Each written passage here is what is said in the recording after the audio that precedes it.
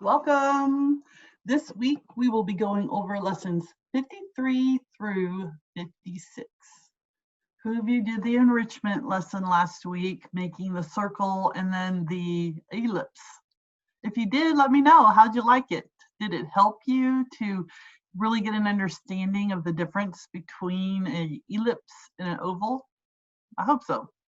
And if you didn't do this and you still want to know, remember there are some websites. There's always websites that will help to bring understanding. This week we have two assessments. They're broken up into 2 days, so lesson 52 and 53, and we'll talk about that here in just a minute. But before we do anything else, let's go see what materials are needed for this week.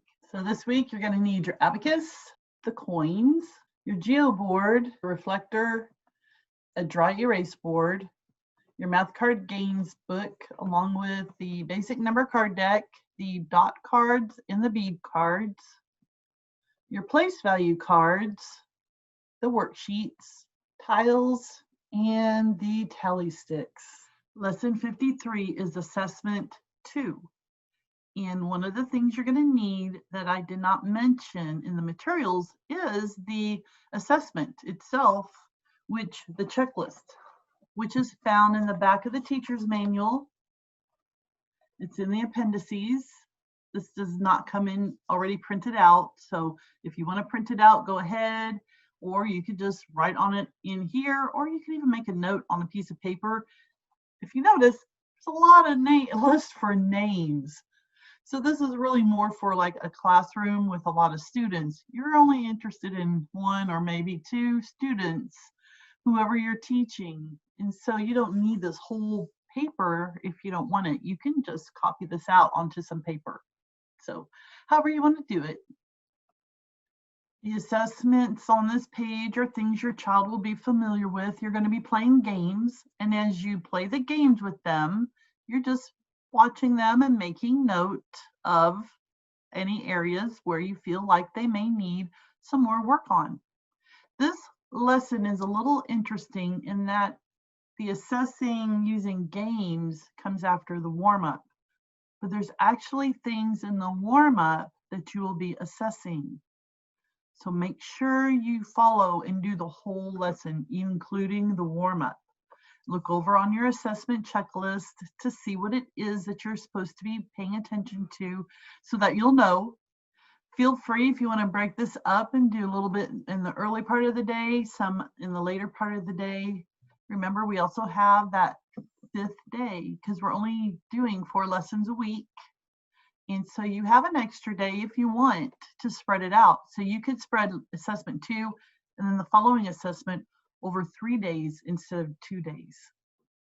And because all of this is familiar, you've done it before, I'm not going to go over any of this in any kind of detail.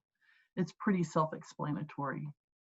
And then notice in the explanations on the 2nd page, if there are areas where your child is struggling, reinforce it by playing games with them. Also note on the assessment checklist, there are 5 goals that you'll be covering in this assessment. And then in the next assessment, you'll be covering 4 goals. So these really go together. They've just been broken up into a couple days. Lesson 54 is assessment number 3. The assessment checklist for this is different than the one you did in lesson 53. It is also found in the back of the teacher's manual. This time you have 4 goals, so look over the goals and then proceed to do your lesson. This one is a little different than in lesson 53 because now you will be assessing under the assessing using games. You won't be assessing anything in the warm-up section. So feel free, if there's areas in the warm-up section your child knows, you can skip that.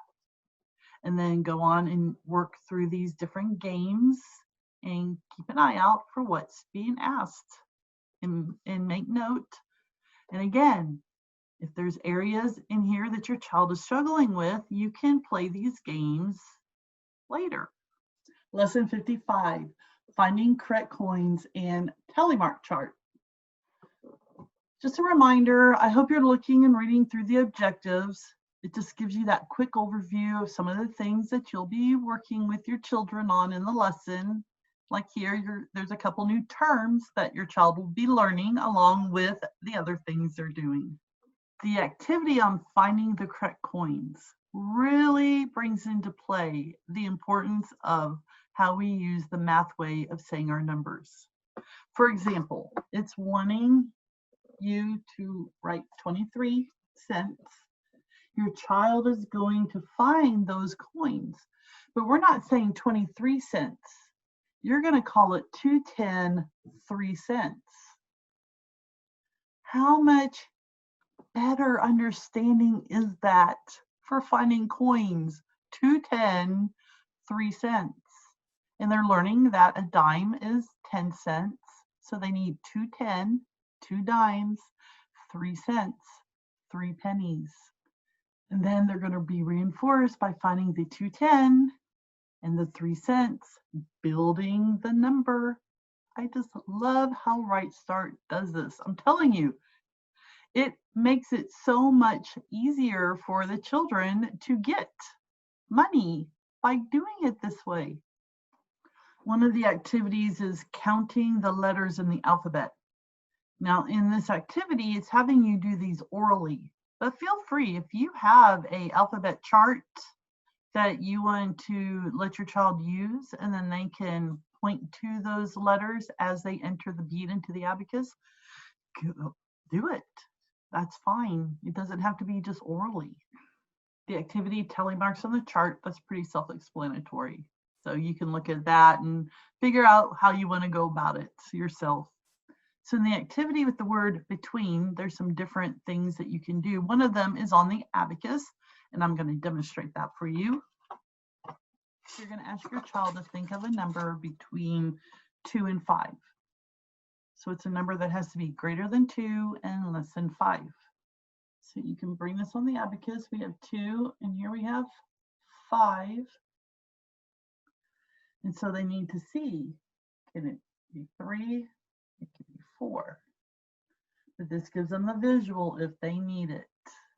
Some children may not need to use the abacus for this activity. That's all right. If they don't need it, they don't need it.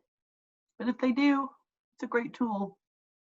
Last lesson for this week, lesson 56, adding with tally marks. You will transition from using the actual tally marks to using or writing tally marks on the marker board. And so you need to make sure your child understands if you have 2 tally marks, that is tally marks and not the number 11 or 110-1. So just make sure they understand that. And if for some reason they have trouble with it written on the marker board because of that, then just use the actual tally marks. Or you can lay the tally marks on the marker board on the top and then draw your tally marks below it to help them with that visual. In the explanations, it also talks about how we write the equations horizontally. With the exception of arithmetic paper and pencil procedures, virtually all mathematics is written horizontally. And it's just like reading. We read from left to right. Your math is written to read from left to right. Then on the second side, where you're adding the tally marks, you're going to do a variation of using the tally marks, and then they'll be writing it on the paper on their marker board. Notice when you're going from 4 to 5, you have 4 tally sticks. You're adding 1 more, which makes 5. But when we write 5, we do it with the line going horizontally across the 4. This ends with a worksheet for the child to do. On the worksheet, it's going to have 1 wire showing beads on the abacus. The child's going to be writing tally marks for that. Again, if you have a child who struggles with this, let them use real tally marks.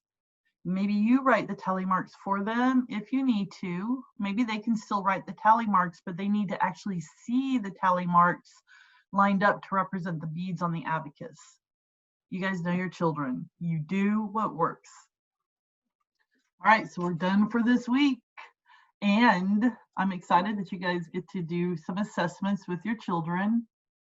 Remember, you can divide this up into more than 2 days if you want to. You could also divide your assessment day up into some in the morning, some in the afternoon. However you need to do it, whatever works best. And then join me next week as we go over lessons 57 to 60. Again, if you have any questions or concerns, you can call and contact our office, or you can even email me at debbie@rightstartmath.com.